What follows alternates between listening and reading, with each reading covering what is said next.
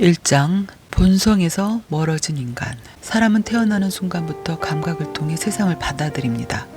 온도 변화에 반응하고 소리에 놀라고 엄마 품에 안겼을 때의 안정감을 온몸으로 느낍니다. 이러한 감각 경험은 몸에 가장 먼저 저장되는 기억이라고 여겨집니다. 우리는 말을 배우기 한참 전부터 몸으로 마음을 표현하고 있었습니다. 하지만 시간이 지나면서 이 감각의 언어는 점점 흐려집니다. 성인이 되면 나는 감정적인 사람이다. 또는 나는 이성적인 사람이다. 이런 말로 스스로를 규정하곤 합니다. 하지만 연구들은 말합니다. 감정과 생각은 뚜렷이 나뉘어 있지 않다고 말입니다. 몸이 먼저 신호를 보내고 그 신호를 마음이 해석하여 감정이 만들어진다는 것입니다. 예를 들어 누군가와 대화하다가 마음에 걸리는 말투가 있었다고 하겠습니다. 그러면 먼저 달라지는 것은 말이 아니라 몸의 감각입니다.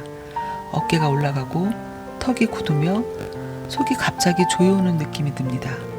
그제야 기분이 나빠졌다고 생각합니다. 감정이 먼저가 아니라 몸의 반응이 먼저였습니다.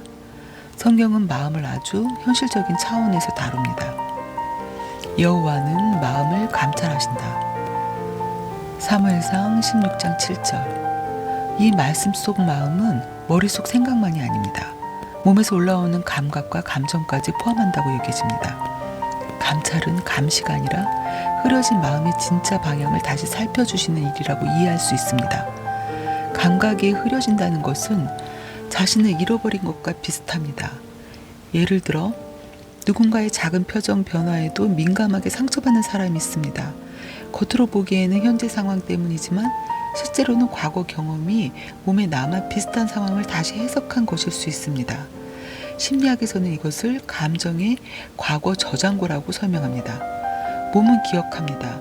특히 상처받았던 경험을 깊이 기억합니다. 그러다 보니 지금과 과거가 겹쳐 보이는 경우가 많습니다. 성경은 이 현상을 오래된 사건을 통해 보여줍니다. 그 열매를 보니 먹음직하고 보암직하고 지혜롭게 할 만큼 탐스러웠다. 창세기 3장 6절. 눈에 보이는 감각이 말씀보다 앞섰던 순간이었습니다. 그 이후 인간은 감각의 기준이 흐려지고 방향을 잃기 시작했습니다. 그래서 성경은 하나님과 멀어져 있던 인간의 마음을 이렇게 표현합니다. 사람의 마음이 항상 악할 뿐임을 보시고. 창세기 6장 5절. 여기서 악하다는 표현은 도덕적 비난보다 본래의 방향에서 벗어남이라는 의미가 더 강하다고 여겨집니다. 감각은 여전히 작동하지만 그 감각이 상처를 보호하거나 자기만을 중심에 두는 방향으로 바뀌었다는 뜻입니다. 현대인들에게도 그 흐름은 흔히 발견됩니다. 예를 들어 어릴 때 인정받지 못했던 사람은 칭찬을 지나치게 의존하거나 반대로 칭찬을 불편해합니다. 둘 다 감각이 자신을 지키기 위해 만들어낸 반응입니다. 문제는 이 반응이 나를 보호하는 듯 보이지만 결국 나를 더 좁은 세계 안에 가두는 결과를 만든다는 점입니다. 이 장에서 가장 전하고 싶은 메시지는 명확합니다. 감각이 흐려지면 마음이 흐려지고 마음이 흐려지면 방향을 잃습니다. 하지만 반대로 감각이 회복되면 마음도 회복됩니다. 감각은 여전히 우리가 잊고 살아온 본래의 나를 기억하고 있을 가능성이 있습니다. 그래서 우리는 감정을 살피는 것만이 아니라 감각을 살피는 연습이 필요합니다. 감각을 따라가다 보면 그 끝에서 하나님께서 창조하신 더 선명한 나와 마주할 수 있다고 믿습니다. 2장 흐려진 감각, 흐려진 마음. 몸에서 멀어진 삶이 만든 흔들림.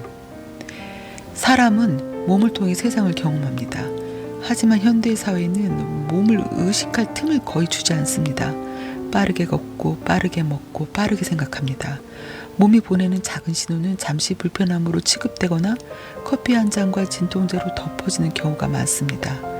이 과정이 반복되면 몸의 언어는 점점 흐려지고 감각은 둔해지며 마음은 방향을 잃기 시작합니다. 어떤 사람은 말합니다. 갑자기 작은 일에 눈물이 납니다. 또 어떤 사람은 이렇게 말합니다. 예전엔 참았는데 요즘은 사소한 말에도 가슴이 떨립니다. 하지만 대부분의 경우 그 변화는 요즘 생긴 감정이 아니라 오랫동안 누적된 몸의 긴장이 한꺼번에 올라온 현상으로 볼 수 있습니다. 몸이 무너져 갈 때 마음은 그 무너짐을 감정으로 표현하려 합니다. 몸은 말하지 않지만 침묵 속에서도 신호를 보냅니다. 성경은 흐려진 감각이 마음에 어떤 영향을 주는지 이렇게 압축합니다. 두 마음을 품어 정함이 없도다. 야고보서 1장 8절. 정하지 못한다는 것은 의지가 부족하다는 뜻이 아니라 느끼는 감각이 흐려져 방향을 잃었다는 의미로 읽을 수 있습니다. 감각이 명확하다면 마음은 갈팡질팡하지 않습니다. 예를 들어 심호흡을 몇 차례 하고 가슴의 긴장을 천천히 풀고 나면 방금 전까지 도저히 받아들일 수 없다고 생각했던 말도 조금은 다르게 들릴 때가 있습니다. 몸이 안정되면 마음이 해석하는 세계도 안정됩니다. 몸의 여유가 마음의 여유를 허락합니다. 이것은 영적인 문제와도 깊이 연결됩니다. 너희는 마음을 새롭게 함으로 변화를 받으라. 로마서 12장 2절. 변화는 마음에서 시작됩니다. 하지만 마음은 감각과 분리된 채 독립적으로 존재하지 않습니다. 마음의 새로움은 몸의 감각이 회복될 때 가장 견고하게 자리를 잡을 수 있습니다. 그래서 우리는 나는 무엇을 느끼고 있는가라는 질문과 함께 내 몸은 지금 어떻게 반응하고 있는가라는 질문도 함께 던질 필요가 있습니다. 몸을 돌보는 시간이 마음을 돌아보는 첫 걸음이 되기 때문입니다. 3장 감각의 회복과 방향의 회복. 말씀과 호흡이 나침반이 되는 순간. 감각이 흐려진 이유를 돌아보았다면 이제 필요한 질문은 자연스럽습니다. 그렇다면 어떻게 감각을 회복할 것인가? 감각의 회복에는 거창한 훈련이 반드시 필요한 것은 아닙니다. 느린 호흡, 의식적인 자세, 몸의 감각이 잠시 머무는 시간. 이 세 가지는 흐려진 감각을 되살리는 가장 단순한 방법입니다. 예를 들어 출근 버스를 기다리며 한 번만 숨을 깊게 들이쉬고 가슴과 복부의 움직임을 알아차린다고 하겠습니다. 이 짧은 행동 하나가 몸의 방향을 돌려놓습니다.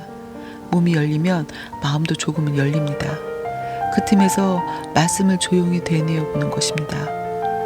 너희 염려를 다 주께 맡기라. 베드로전서 5장 7절. 이 말씀을 숨을 들이쉬며 천천히 마음에 담아보고 숨을 내쉬며 부드럽게 놓아보십시오. 그 순간 말씀은 지식이 아니라 방향이 됩니다. 여러분 조심하십시오.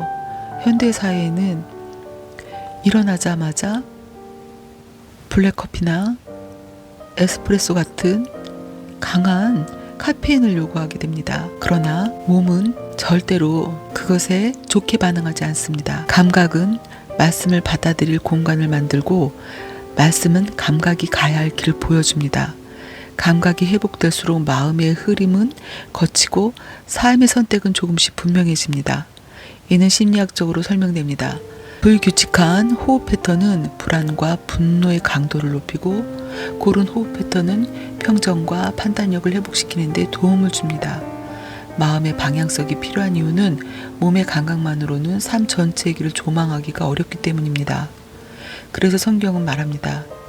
사람이 마음으로 자기의 길을 계획할지라도 그 걸음을 인도하시는 이는 여호와시니라. 잠언 16장 9절. 이 말씀은 인간의 계획을 부정하는 선언이 아닙니다. 몸에서 올라오는 감각과 마음의 해석이 언제든 흔들릴 수 있다는 사실을 알려줍니다. 흔들림 속에서도 방향을 잃지 않기 위해 말씀이 나침반이 되어야 한다는 하나님의 초대입니다. 감각을 통해 마음이 깨어나고 마음을 통해 길을 인식하며 길 위에서 말씀이 방향을 잡아주는 것. 이것이 감각의 회복이 영적 회복으로 이어지는 이유입니다. 는 하루에도 수없이 숨을 들이쉽니다. 하지만 그 숨이 말씀과 연결된 방향성 있는 숨이 되는 순간 삶은 이전과 다르게 흐르기 시작합니다.